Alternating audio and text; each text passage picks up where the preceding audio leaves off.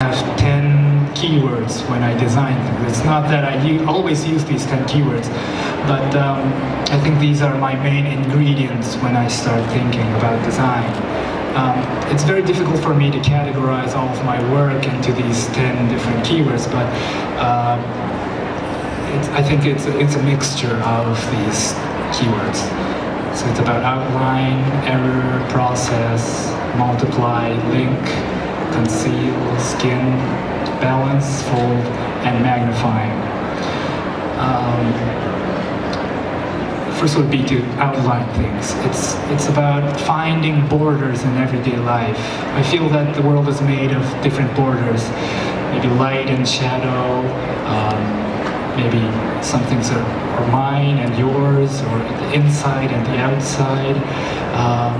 It's about finding or noticing these borderlines and trying to shift it slightly, or to make it blurry sometimes, and it makes a big difference sometimes. That's the way I design things in a way.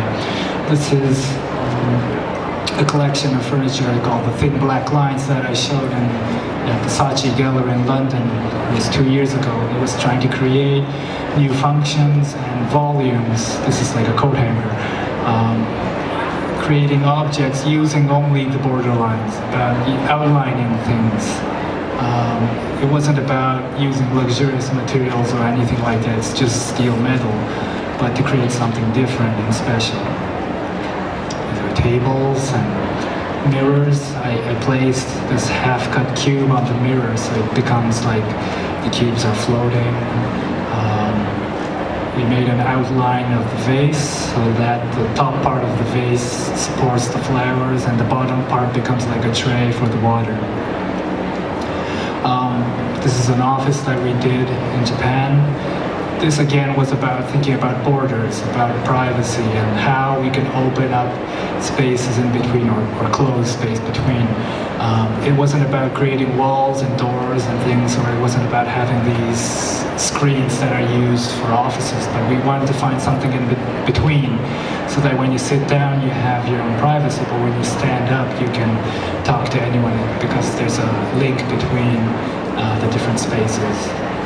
And also the thing at the bottom, I think by walking on top of it, it becomes another border. I think this is something very Japanese. I think it's not about doors or things like that, but it's about you passing through one of those borders. It's like the tatami mattresses. You're not allowed to walk on the edges where the fabric detailing is, because that is a border, and you're not allowed to walk on those traditionally. It's something like that, I guess. The next keyword would be to create errors. Design is about solving problems, but sometimes you need to create problems. No, this doesn't make sense at all, but it's about solving problems in the wrong way. So for instance, this was a booth that I made for a trade show in Japan.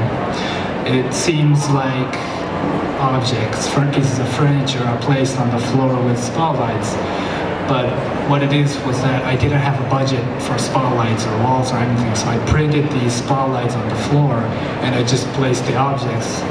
And it's about doing things the wrong way, I guess. There were so many people from the lighting companies and manufacturers of lighting coming along and asking me what kind of spotlights am I using, because it was really focused lighting from a very high ceiling. And I would tell them that there's a very sharp LED light on the ceiling, and everyone started trying to find that spotlight, and it was so funny. So this is the way I placed the chair the second day, because not many people notice that it's a printed thing on the floor. So that's one way of solving things.